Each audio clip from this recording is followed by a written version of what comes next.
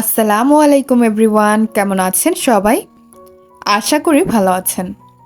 আমরাও আল্লাহ তাআলার অশেষ রহমতে বেশ ভালোই আছি আলহামদুলিল্লাহ। আমি সুমাইয়া জান্নাত আপনাদের মাঝে আবারও একটি নতুন ব্লগ নিয়ে হাজির হয়েছি। আশা করছি পুরো ভিডিওটি জুড়ে আমার পাশেই থাকবেন। আই হোপ আপনাদের কাছে ভালোই লাগবে।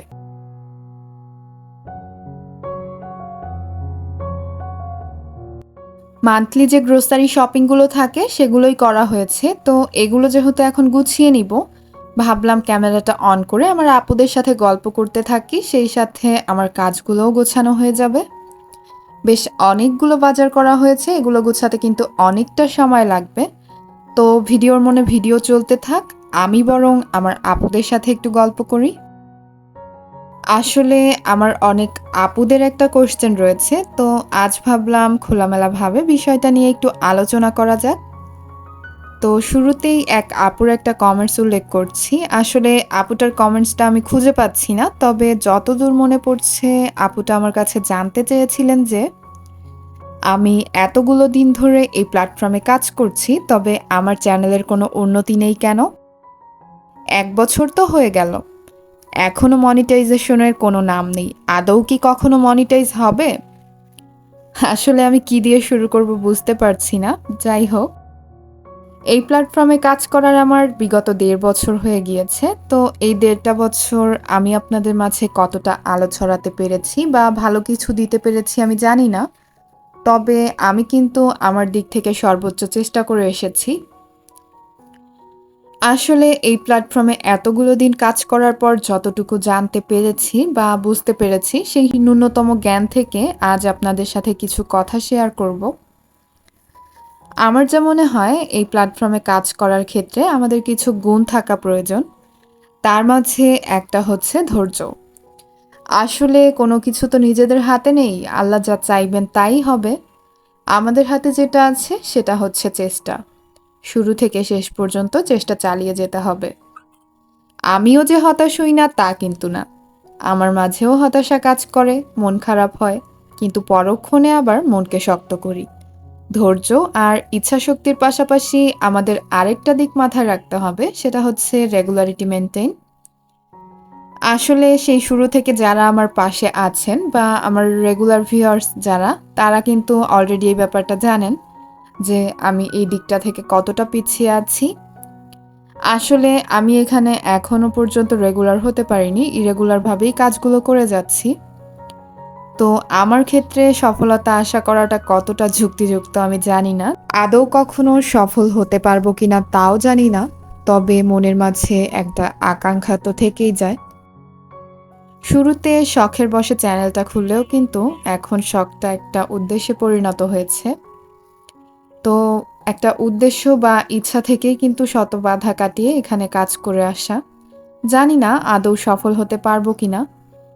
আসলে আমরা যারা হাউসওয়াইফ তারা কিন্তু দেখা যায় অনেকগুলো সীমাবদ্ধতার মাঝে থেকে এই ধরনের কাজগুলো করে থাকি। তো সবকিছু সামলে এই পথটা যে আমাদের জন্য খুব বেশি সহজ বা খুব বেশি মসৃণ তা কিন্তু না। সব বাধা বিপত্তি সামলে কিন্তু আমরা আমাদের শখের জায়গা থেকে এই কাজগুলো করে থাকি। দেখা যায় কারো ক্ষেত্রে সফলতা নামক ফলটা অনেক তাড়াতাড়ি ধরা দেয়, আবার কারো ক্ষেত্রে বহুদূর। তবে ইচ্ছাশক্তি থাকাটা জরুরি। আবার দেখা যায় অনেকের ক্ষেত্রে ইচ্ছাশক্তি, রেগুলারিটি, কোয়ালিটি মেনটেন সবগুলো দিক থাকা সত্ত্বেও ভাগ্যটা কিন্তু সহায় হয় না। দেখা যায় প্রচণ্ড পরিশ্রম করেও এগিয়ে যেতে পারছেন না। তখন ধরে নিতে হবে এটা আমাদের বা এটা আপনার ভাগ্যে ছিল না। এবার কিন্তু মনে হতে পারে এত কিছু বোঝো তো নিজের অবস্থার কেন পরিবর্তন করতে পারো না? ওই যে কোনো কিছু তো নিজেদের হাতে নেই, যখন সফলতা আসবে আপনা আপনি আসবে। এর জন্য নিজেকে যোগ্য করে তুলতে হবে। আমি হয়তো এখনো এর যোগ্য হইনি। যাই হোক, নিজের ভাষা ভাষা চিন্তার জগৎ থেকে অনেক কিছু বলে ফেললাম। এবার না হয় একটু ভিডিও রিলেটেড কথায় আসি। আমি কিন্তু ক্যামেরাটা সন্ধ্যের আগে থেকে অন করেছি। এখন কিন্তু সব বাজার সদাইগুলো গুছিয়ে নিয়ে সন্ধ্যের নাস্তাটা তৈরি করে নিব। তো আমি এক চুলায় চা বসিয়ে দিয়েছি আর এক চুলায় একটা প্যান দিয়ে দিলাম, একটু সুপি নুডলস রান্না করব। তো প্রথমেই প্যানের মাঝে আমি তেল দিয়ে পেঁয়াজটা একটু ভেজে নিচ্ছি আর সেই সাথে দিয়ে দেব একটু রসুন কুচি। রসুন কুচি অ্যাড করাতে দেখা যায় ফ্লেভারটা কিন্তু অনেক ভালো আসে। এদিকে নুডলসটা রান্না হতে হতে আমার সেই কমন রিকোয়েস্টটা আপনাদের কাছে করে নিব। আমার ভিডিওর কোনো অংশ যদি আপনাদের ভালো লেগে থাকে তাহলে একটা ছোট্ট লাইক দিয়ে ভিডিওটিকে আরও অসংখ্য মানুষের কাছে পৌঁছে দিতে পারেন। আপনি যদি আমার চ্যানেলটিতে নতুন হয়ে থাকেন তাহলে আমার চ্যানেলটি ঘুরে দেখে আসার আমন্ত্রণ রইল।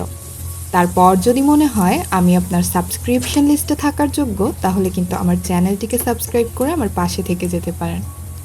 আপনি যদি কাজটি অলরেডি করে থাকেন তাহলে আপনাকে অসংখ্য ধন্যবাদ। তো এ পর্যায়ে আমি এর মাঝে অ্যাড করে দিলাম একটু মরিচের গুঁড়ো আর সাথে একটু টমেটো কেচাপ। এ পর্যায়ে মরিচের গুঁড়া আর টমেটো কেচাপটা ভেজে নিলে দেখা যায় নুডলসের কালারটা ভালো আসে। আর এখন ঝোলের পানি অ্যাড করে কিছু সময় বলকের জন্য ওয়েট করব। আর এই সাইডটাতে আমি চা বানিয়ে নিচ্ছি। আলাদাভাবে চায়ের লিকারটা তৈরি করে নিয়েছি আর এবার হচ্ছে একটা ছোট প্যানের মাঝে আমি দুধটা একটু গুলিয়ে নিচ্ছি, দেন চায়ের লিকার আর দুধটা একসাথে করে নিব।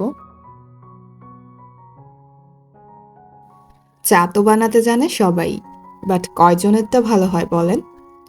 আমিও যে খুব ভালো চা বানাতে জানি তা কিন্তু নয়। দেখা যায় আমার বাসায় সবচেয়ে বেশি মার্কেট পায় আমার আপুর হাতের চা। আপুর হাতের এক কাপ চা হলে না আর কিছুই প্রয়োজন হয় না। তো যাই হোক, এদিকে আমি পাশের চুলায় চাটা বসিয়ে দিয়েছি আর এই সাইডটাতে নুডলসের যে ঝোলের পানিটা দিয়েছিলাম সেটা কিন্তু অলরেডি বলক চলে এসেছে। এই পর্যায়ে আমি নুডলসগুলো ভেঙে ভেঙে অ্যাড করে দিচ্ছি। ভেঙে দেওয়ার কারণ দেখা যায় খুব বেশি লম্বা থাকলে খেতে অসুবিধা হয়। তো যদি একটু ভেঙে দেওয়া হয় তাহলে কিন্তু খুব ইজিলি খাওয়া যায়। আর এখন হচ্ছে নুডলসের ভেতরের যে মশলাগুলো রয়েছে সেগুলো অ্যাড করে দিচ্ছি। একটু খেয়াল করলে দেখবেন আমি কিন্তু নুডলস রান্নার ক্ষেত্রে কোনো ডিম ইউজ করিনি। আসলে দেখা যায় এক এক রকমভাবে এক একবার রান্না করা হয়। মাঝে মাঝে ডিম দিয়েও রান্না করি, আজ কিন্তু ডিম অ্যাড করিনি। ডিম ছাড়াও কিন্তু এই নুডলসটা খেতে অসাধারণ হয়, বাট আমি কিন্তু এই নুডলসটা একদমই খাই না। সোহার বাবার কাছে এই নুডলসটা অমৃত, বাট আমার কাছে এ ধরনের সুপি টাইপের খাবার খুব বেশি একটা পছন্দ না। তো এই পর্যায়ে আমি টুকিটাকি কিছু সবজি অ্যাড করে দিলাম। দেখা যায় সবজিটা প্রথম দিকে তেলের মাঝে ভেজে নিলেও হয়, আবার এ পর্যায়ে দিলে দেখা যায় কি সবজির কালারটা একটু ভালো থাকে। তো আমি সবজিটা দিয়ে খুব বেশি সময় নাড়াচাড়া করব না, যেহেতু গাজর আর টমেটো অ্যাড করেছি। এগুলো তো সালাদ আইটেম, এমনিতেও খাওয়া যায়। তো আমি হচ্ছে নুডলসটা একটু দমে রেখে এদিকে একটু শসা কেটে নিচ্ছি। একটা মজার বিষয় শেয়ার করি আপনাদের সাথে। আমার বাসায় দেখা যায় অধিকাংশ সময় খাওয়া দাওয়া শেষ হওয়ার পর মনে হয় যে আল্লাহ, শসাই তো কাটা হয়নি, ফ্রিজে তো শসা আনা ছিল। আজও কিন্তু তার ব্যতিক্রম হয়নি। দেখা গিয়েছে ফ্রিজ থেকে শসাগুলো বের করে এত যত্ন সহকারে ছিলে কেটে ধুয়ে রেখে দিয়েছিলাম গুছিয়ে, বাট যখন নুডলসটা সার্ভ করেছি তখন কিন্তু ভুলে গিয়েছি। পরবর্তীতে যখন সোহার বাবা বলছিল যে শসা কাটনি, তখন আমার মনে হলো যে আল্লাহ, আমি তো শসা কেটেছিলাম বাট দিতে ভুলে গিয়েছি। তো তখন মনে পড়ে কি আর করার, তখন তো খাওয়া অলরেডি হয়ে গিয়েছে। আমি এমনই মন ভুলো, দেখা যায় বেশিরভাগ সময় এমনটাই হয়। আর এই দিকটাতে নুডলসটাও অলরেডি ডান। এখন আমি বাটিতে সার্ভ করে নিব।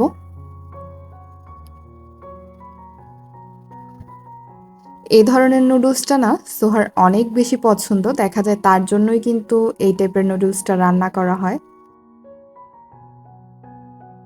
আমি এই প্ল্যাটফর্মটাতে অতি ক্ষুদ্র একজন মানুষ। আমার তুচ্ছ জ্ঞান থেকে মাঝে সাঝে আপনাদের সাথে কিছু কথা শেয়ার করে ফেলি। আজও কিন্তু কিছু কথা আপনাদের সাথে শেয়ার করলাম। এর মাঝে যদি কোনো ভুল ত্রুটি থেকে থাকে আশা করি বিষয়গুলো ক্ষমা সুন্দর দৃষ্টিতে দেখবেন। আর আপনাদের ভালো লাগা মন্দ লাগাগুলো জানিয়ে কিন্তু আমাকে কমেন্টস করতে পারেন। আপনাদের ভালো লাগা মন্দ লাগাগুলো জানতে পারলে আমার কিন্তু বেশ ভালো লাগে। তো এই তো বিকালের নাস্তাটা রেডি হয়ে গিয়েছে, এবার আমরা বিকালের নাস্তাটা সারবো আর এ পর্যায়ে আপনাদের কাছেও বিদায় চেয়ে নিচ্ছি।